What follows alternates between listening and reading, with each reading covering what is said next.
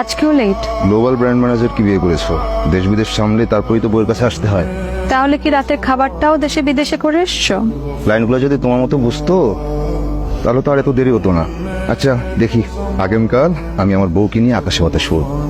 সকালবেলায় তোমার কাজিন চলে আসবে, তারপর সারা দিন তোমরা দুজন মিলে পাবজি খেলবা। মা বাবা চলে যাওয়ার পর তুমি আর তোর নয় ছাড়া আমার কি আছে? আবার শুরু করে দিছো পাবজি খেলা? দেখছো ভাবি, ভাইয়া ফোন টিপাইতেছে আর আমাকে জোর করে এনে বসায় রাখছে এখানে। অফিসের কিছু মেলে রিপ্লাই দিচ্ছি। ছুটির দিনেও? ঠিক আছে, এই যে কাজ বাদ দিলাম। কাকি অফিস থেকে 2 দিনের ছুটি নিয়েছে। তোমাকে সময় না দেওয়ার সকল ক্ষতি এবার দূর করে দিব। হানিমুনে যাচ্ছে কক্সবাজার। তুমি সিরিয়াস ভাবে এত আনন্দের খবর বলো, আমি কিছু বুঝতেই পারি না। আমি আসতেছি, দাঁড়াও। আমাকে নিলাম না, তোমরা একা একাই যাচ্ছ কক্সবাজার। তুই আমাদের হানিমুনে গিয়ে কি করবি? তাই বলে আমার বার্থডের দিনেই যেতে হলো তোমাদের?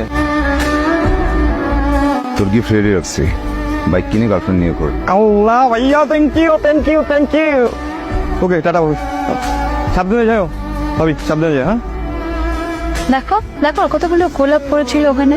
কেউ তো সেই ফুলগুলো পাওয়ার যোগ্যতা রাখেনি। তুমি রেডি হও না এখনো? হ্যালো, তোমার টিকিট। শুধু আমার টিকিট? তোমারটা কই? তুমি যাবা না? What is this? Is this a joke?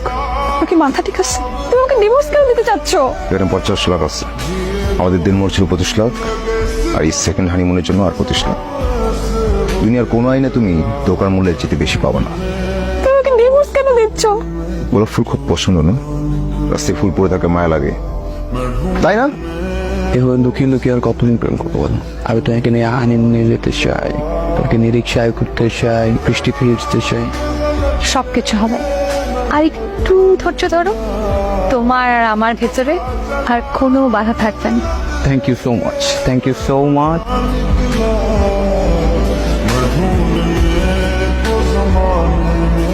जब